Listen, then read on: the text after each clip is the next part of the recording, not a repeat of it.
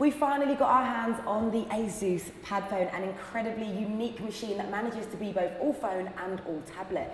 It even comes with a nifty stylus, but more on that later. So this is the Padfone Station, which pretty much looks like an Android tablet. It doesn't just borrow the smartphone's 3G and voice calling capabilities, it also uses the Padfone's Android 4.0 ice cream sandwich operating system, apps and processor.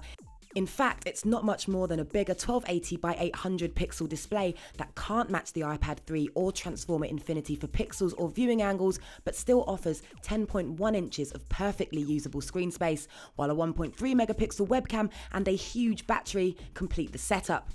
Connecting the two is really easy. Just pop open the Padfone bay at the back, match up the micro USB and micro HDMI connections, and slot the Padfone into place.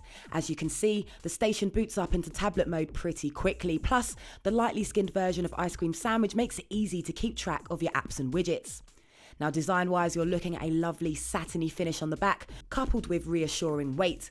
The Padfone Station is a little too bulky to drool over, and that slightly unattractive bump means it won't lie down flat. The connection with the Padfone works, which in itself is impressive, but don't expect the nippy performance of Transformer tabs. We encountered a few hiccups, including the touchscreen losing responsiveness midway through gaming, but it's easy to forgive the occasional stutter though, as this Padfone is an early sample. The station also uses a proprietary charging port.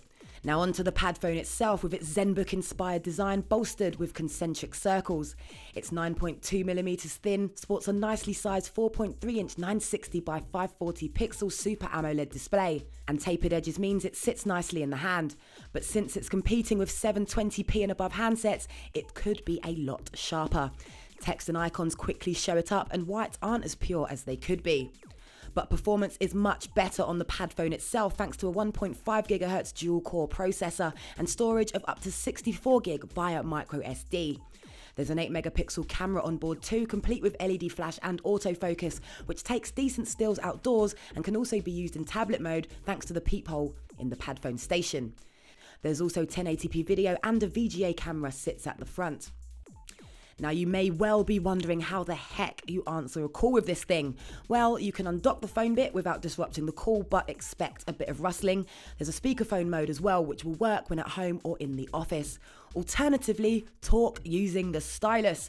Once paired to the station, the Stylus will vibrate when you get a call. Hold it to your ear and talk into the mic about halfway down and you're in business.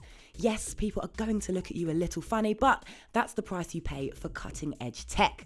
Now, the Stylus headset also works as an everyday pen for your tablet, and it's far more comfortable in the hand and more substantial than the vast majority of rivals. The larger tip means it's not super accurate, but using it to draw and scrawl in Supernote works wonderfully. There's nowhere to put it though, so you're going to have to try and not lose it.